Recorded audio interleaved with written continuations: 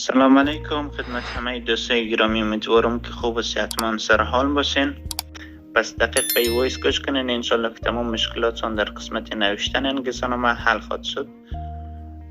خب اما موضوعات را که ما در سمیناری را کرده بودیم در مورد انگیزانامه گفته بودیم که انگیزانامه یا موتیویشن لیتر، لیتر آف اینتنت همگیشان به یک معنی می باشن و 5 بخش داره. اول معرفی میکنی خود را، دوم بک‌گراند علمی و کاری و دستاوردهای خود را ذکر میکنی، سوم چرای رشته را انتخاب کردی، دلایل خود را میاری، چهارم چرای کشور انتخاب کردی، دلایل خود را میاری و پنجم در مورد پلان های آینده خود صحبت میکنی.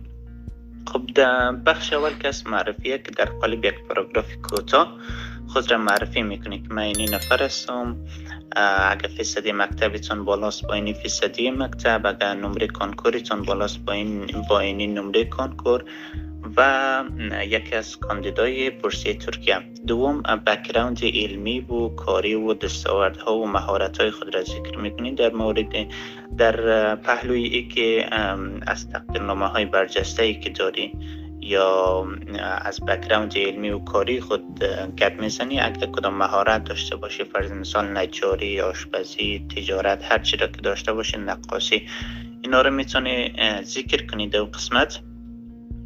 و سومی که چرا رشته را انتخاب کردی، یعنی چه انگیزه‌ای باعث شد که رشته را انتخاب کنی، دلایل خود را ذکر میکنی. خب میتونن بگین که از کودکی زیاد علاقه داشتم، فرض مثال اگه در طب اپلای میکنین پروگرام های طبی را دنبال میکردم، مسائل طبی را زیاد توجه داشتم از کودکی، در مکتب در کیمیا و بیولوژی بسیار استعداد داشتم و این تو موضوعات میتونن که ذکر کنین در قسمتی که چرا رشته را انتخاب کردی. خب هر کس برای خود دلایل داره. و چهارمی که چرا ترکیه را انتخاب کردی. خب بهتره که شما کمی در مورد رشته تان، دانشگاه هایتان و خود کشور ترکیه معلومات داشته باشین تا بتونین دلایل بسیار خوبی را ذکر کنین و دلایل خود را کوشش کنین که ربط بدهید به رشته تحصیلیتان.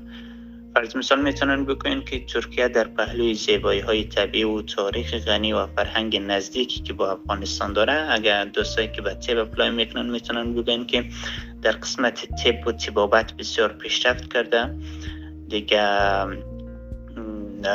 و ترکیه با محیط پویا و جوانش میتونه استعدادهایم را به چالش بکشانه و به رشدم بیافزایه.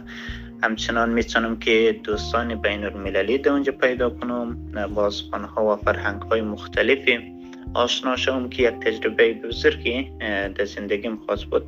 همچنان دانشگاه‌های کشور ترکیه که از سطح دانشگاه‌های اروپا میباشن، میتونین همین موضوعات ذکر کنین. پنجمین بخش در قسمت نوشتن انگیزه‌نامه پلان‌های آینده.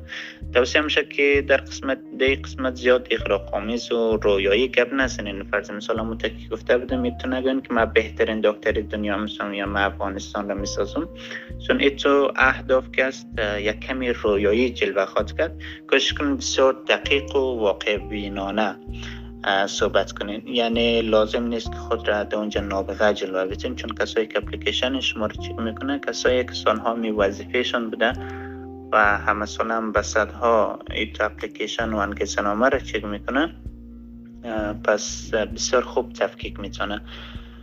و میتونین 2 جمله براتون توصیه میکنم که در این قسمت علاوه کنین. یکی که من به افغانستان برمیگردم به کشورم بعد از اینکه درسم خلاص شد، و دومی که به نسل‌های آینده خود خواهم گفت که ترکیه زمینه تحصیل مرا فراهم کرد و من مدیون کشور هستم، چون طبعا کسانی که کشورهایی که بورسیه ارائه میده حتما پشت او یک هدف نهفته، فرض مثال یا ترویج فرهنگشانه یا ترویج زبانشانه. خب خلاصه یک هدف نهفته. پس اگه این جمله رو بگوین بسیار خوب خواهد شد براتون. در قسمت نوشتن انگیزه‌نامه بسیار دقیق باشین، زحمت بکشین، اما طوری که گفته شد حداقل 1 هفته را شما باید صرف کنین به خاطر نوشتن انگیزه‌نامه، چون یک سند بسیار بسیار مهمه و تنها جایی که قبل از اینترویو شما با کمیته بورسیه مستقیما به ارتباط هستین. انگیزه‌نامه جایی که شما باید قناعت بدین کمیته بورسیه را که اینمی بورسیه حق ما، یعنی من مستحق اینمی بورسیه هستم. انگیزه‌نامه رو میتونین به هر زبانی که راحتین بنویسین، اما طبعا که انگلیسی بهتره و توصیه میشه که اول به فارسی نوشته کنین و بعضاً به انگلیسی تبدیل کنین. در نوشتن انگیزه‌نامه شما حق استفاده از 3000 کاراکتر دارین. کاراکتر که شامل حرف، فاصله، نقطه و علائم نگارشی میشه، یعنی هر کدام اینا یک کاراکتر حساب میشه. برای که چگونه تعداد کاراکتر مشخص بسازیم میتونین در برنامه ورد بنویسین و از قسمت ورد کانت میتونین تعداد جمله، خط، کاراکتر، کلمه همگیشون رو ببینین و خود سیستم هم طوری طراحی شده که بیشتر از 3000 کاراکتر قبول نمیکنه و از آخری متنتون کات میکنه. به خاطر بهتره که شما انگیزه‌نامه خود را از قبل تایپ کردگی داشته باشین و فقط در اونجا کپی پیست کنین. و توصیه منم که اولین انگیزه‌نامه را که نوشته میکنین بدون هیچ نمونه قبلی نوشته کنین، فقط ما 5 مرحله را که گفتم امور را رعایت کنین بهتره، چون ذهنتون کپی برداری از نمونه های بعدی. و انگیزه‌نامه نباید کپی باشه، چون این سند باید خاص باشه، چون انگیزه‌نامه یعنی داستان زندگی شما. پس داستان زندگی هر کس متفاوت. انگیزه‌نامه خود را بارها و بارها بخونید، اصلاح کنید. میتونید از چت جی پی تی استفاده کنید. بعضی دوستا که توصیه نامه ها و انگیزه‌نامه خود را با کمک چت جی پی تی نوشته کرده بودن، واقعا بسیار نمونه های خوبی بودن. در قسمت پایین انگیزه‌نامه هم یک قسمتی برای توضیحات بیشتر که در اونجا هم شما 3000 کاراکتر حق دارید که استفاده کنید. فرض مثال اگر کدام سندی داشته باشید که نیاز به توضیح بیشتر داشته باشه، یا کدام دستاوردی داشته باشید که میخواید او را برجسته بسازید، توجه کمیته بورسیه را جلب کنید، پس میتونید که در اون قسمت هم از 3000 کاراکتر استفاده کنید. ولی معمولا از اون قسمت از 1000 کاراکتر بیشتر استفاده نمیکنن، چون یک کمی خسته کنه خواندنش برای کسایی که اپلیکیشن شما را چک میکنم.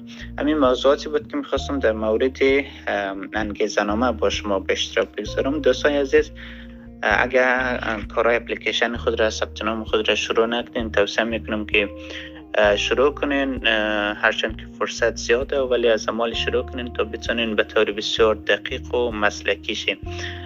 ثبت نام بتونین. من خودم شخصا پارسال از اول جنوری شروع کرده بودم، تاریخ 19 فوریه سابمیت کردم.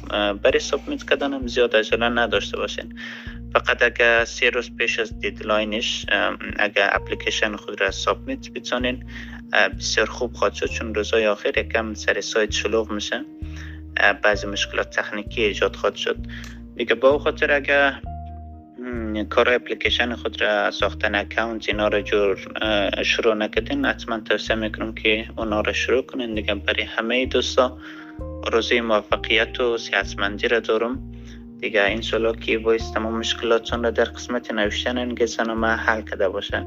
بخیر و سلامت باشین. وقتتون بخیر.